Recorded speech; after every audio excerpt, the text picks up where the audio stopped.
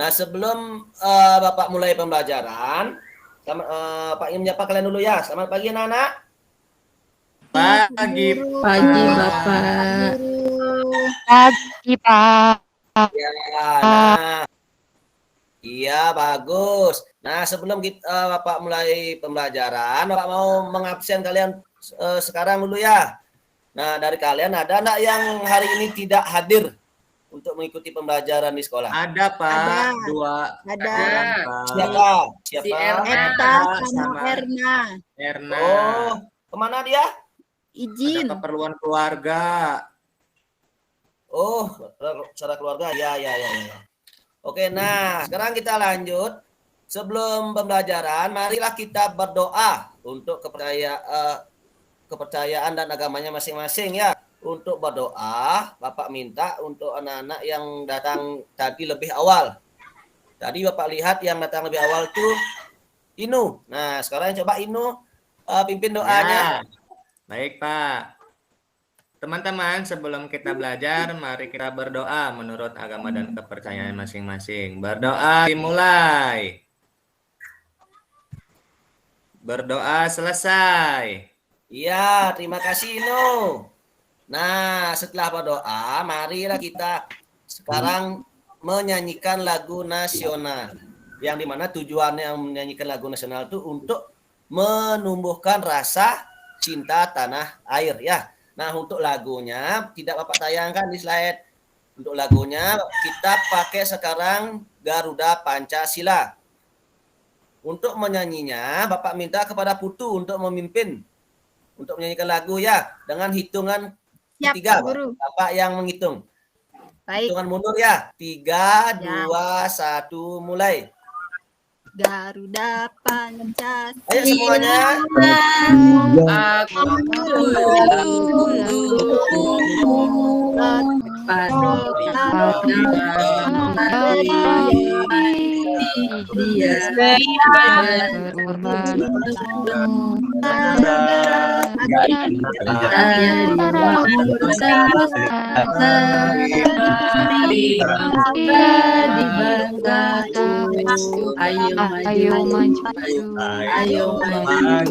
Ayo maju.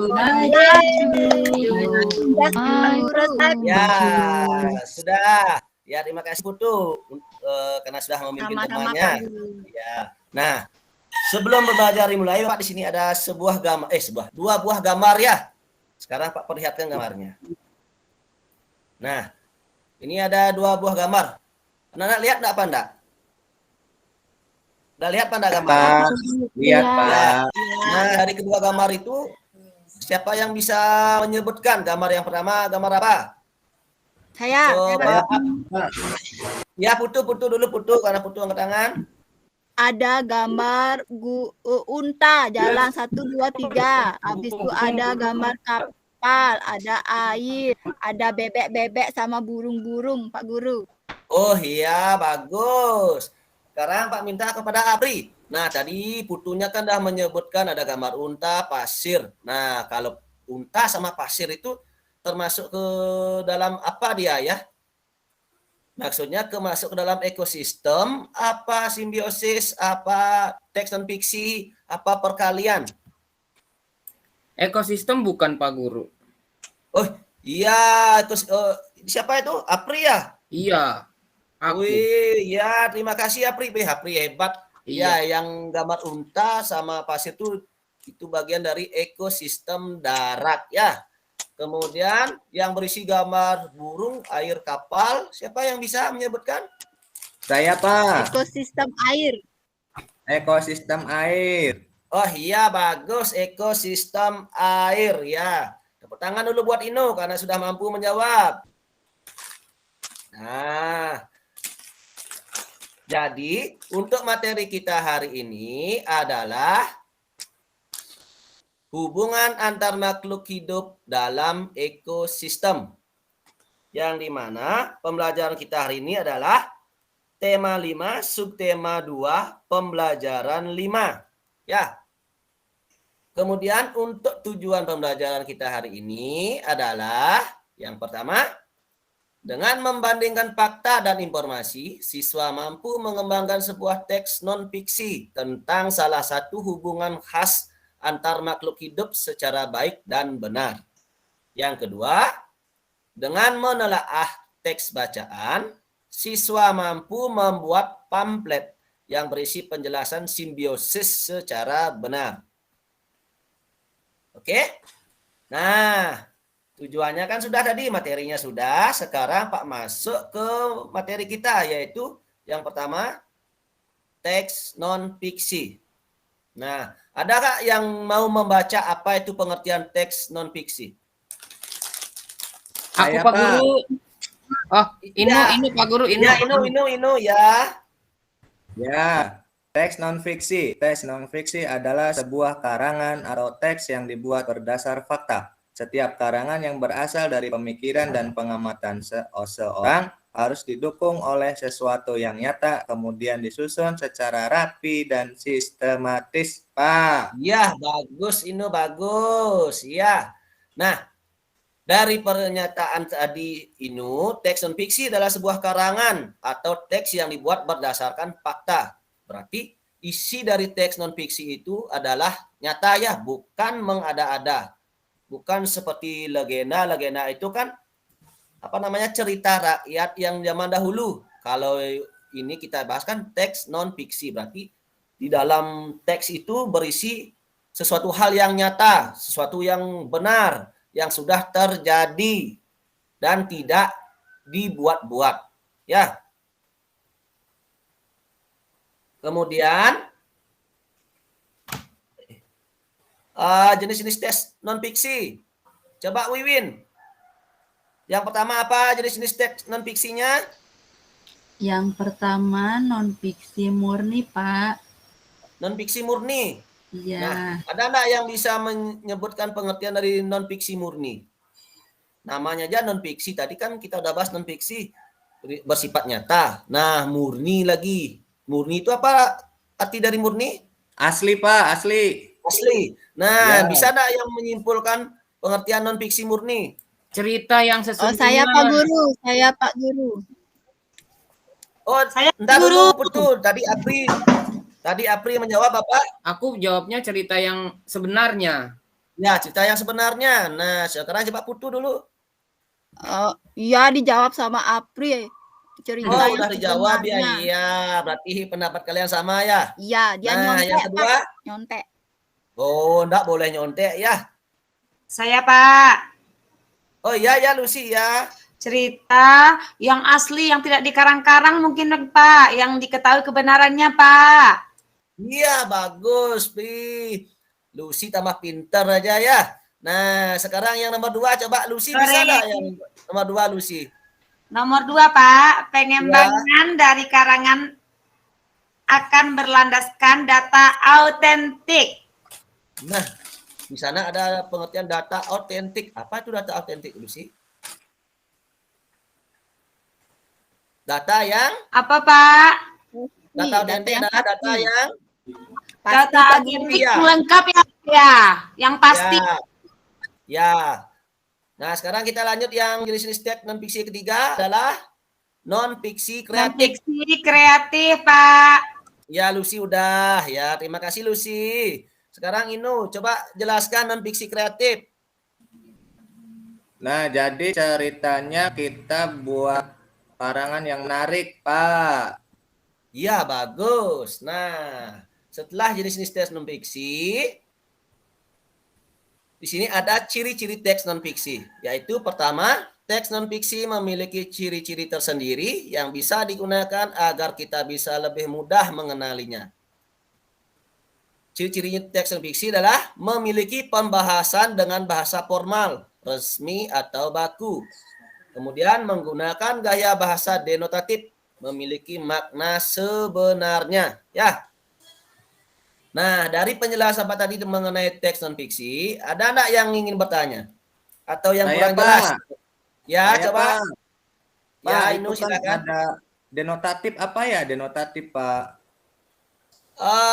Kata yang memiliki makna sebenarnya. Oh, gitu ya, Pak. Makasih, Pak. Ya. Ya, ada pertanyaan lagi? Enggak, Pak. Tidak, sudah ngerti, Pak. Oh iya, bagus. Nah, tadi sesuai tujuan pembelajaran kita, sesuai persepsi tadi kan ada gambar ekosistem. Nah, di dalam ekosistem itu ada yang namanya rantai makanan dan ada juga yang namanya simbiosis. Yang sekarang Pak tunjukkan dulu gambar. Nah, gambar apa ini? Rantai Gambar apa, Nana? makanan. Rantai makanan, Pak. Bapak. Nah, di dalam rantai makanan itu ada gambar apa aja? Siapa yang mau menyebutkan? Coba satu orang aja. Tekos, Pak. Ya, siapa ini? Siapa yang menjawab? Nggak kelihatan di layar Bapak. Sri, Pak, Sri. Oh, Sri. Ya, coba sebutkan hewan yang ada di rantai makanan, Sri. Ada tikus, ada kelinci. Itu ya. Lagi? Ada, Lagi? ada apa lagi tuh, Pak? Nggak kelihatan, Pak, kecil. Oh, nggak kelihatan, ya. Ya, belalang. Belalang, Pak. Oh, belalang, ya. Saya, Pak. Pak Guru. Ya, coba Putu. Ada tikus, ada rusa, ada burung hantu, ada burung biasa, ada belalang, ada padi, ada rumput, ada wortel. Iya. Bagus. Berarti penglihatan Putu masih bagus ya? Masih, saya pakai kacamata, Pak Guru. Nah, sekarang untuk gambar yang selanjutnya di sini ada enggak bisa melihat sesuatu berarti semua ya. Contoh simbiosis. Nah, sebelum ke ini yang pertama ada gambar apa ini yang berisi bunga itu? Kupu-kupu yang cantik. Iya, kupu-kupu. Yang kedua yang berisi air laut itu? Ikan hiu. Ikan hiu. Nah, gambar yang terakhir gambar apa? Apa aja ada sana? Buah apel sama Ya, buah apel. Lalat. Apel sama lebah apa lalat ya? Lebah, lalat ya. 3 buah jenis gambar di sana ya. Nah, setelah kita ini mempelajari simbiosis kan? Nah, hubungan antara makhluk hidup dengan lingkungannya. Yang dimana di sana ada namanya simbiosis. Yang pertama, ada yang bisa menjawab simbiosis apa aja? Mutualisme, parasitisme, Iya sama lagi. Sama apa itu? komensalisme. Nah, sekarang coba Apri, apa yang dimaksudkan simbiosis mutualisme? Aku belum tahu Pak Guru, belum baca Oh, belum ya? materinya. Mutu. Iya. Saya. Oh ya, coba Ino. Materinya Simbiosis ada di mutualisme buku. itu saling menguntungkan, Pak. Oh iya, saling Saling menguntungkan ya. menguntungkan. Oh iya, bagus. Nah, Akhirnya tahu juga aku dari Inu. iya sekarang maaf lupa tadi menjelaskan ya. Ya, untuk sekarang yang kedua simbiosis parasitisme. Simbiosis Saya, Pak parasitisme. Guru. Oh iya, Saya. Putu bisa. Oh iya, lanjut coba Putu. Yang saya baca kemarin kalau tidak salah itu simbiosis yang satu diuntungkan, yang satu dirugikan. Misalnya ada di tumbuhan benalu Pak Guru di bukunya kalau tidak salah. Oh iya, benar sekali Putu. Kemudian simbiosis terakhir komensalisme, ada yang bisa menjawab? Saya, Pak. Ya. Yang satu diuntungkan, yang satunya tidak dirugikan. Yang satu diuntungkan, yang satu tidak dirugikan. Contohnya apa? Tahu enggak? Maksudnya nggak tahu, Pak. Saya ini masih bingung, Pak, komensialisme. Oh iya. Nah, Tahu. simbiosis komensalisme ialah simbiosis yang satu diuntungkan, yang satunya tidak untung, tidak dirugikan ya. Contohnya seperti gambar tadi, ikan hiu dan ikan remora. Yang dimana ikan hiu itu kan habis makan ikan yang lain. Nah, sisa makanan ikan hiu itu kan dimakan sama ikan remora yang kecil itu. Ya, ikan hiu itu tidak mungkin makan ikan remora yang kecil, ya, tapi pasti ikan yang besar dimakan oleh ikan hiu. Nah, sisa makanannya itulah dimakan sama ikan remora. Dah, untuk selanjutnya dampak perubahan lingkungan terhadap makhluk hidup. Pengaruh perubahan lingkungan pada makhluk hidup bermacam-macam. Bila perubahan itu menguntungkan, maka makhluk hidup akan semakin berkembang.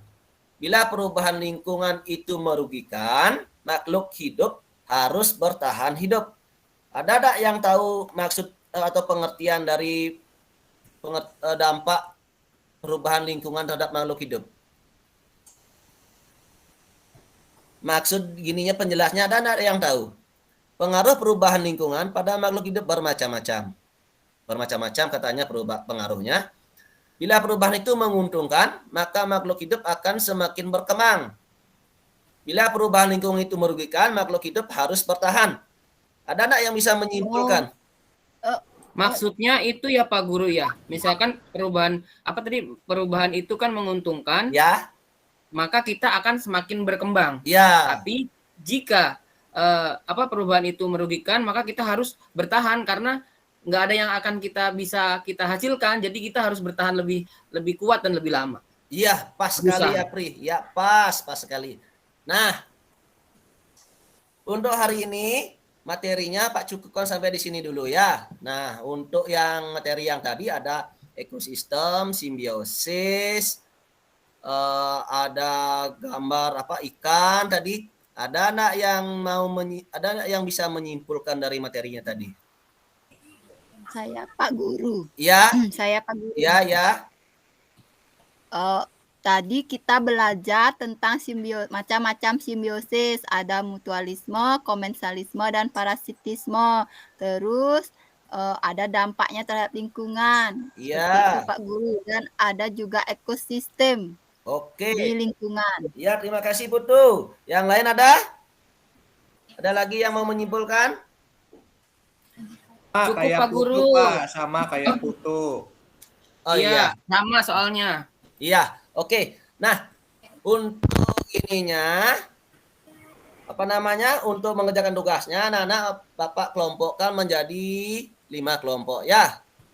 Nah, sesuai ya kelompok yang kemarin saja Pak pakai ya supaya tidak memakan banyak waktu, dan LKPD-nya Bapak langsung kirim ke grup WA anak-anak yang kemarin. Grupnya masih sama ya. Nah, untuk gininya, untuk tugasnya kita jawab nanti habis jam istirahat ya. Nah, untuk hari ini Pak cukupkan materi sampai di sini. Sampai bertemu nanti setelah jam istirahat. Oke, terima kasih.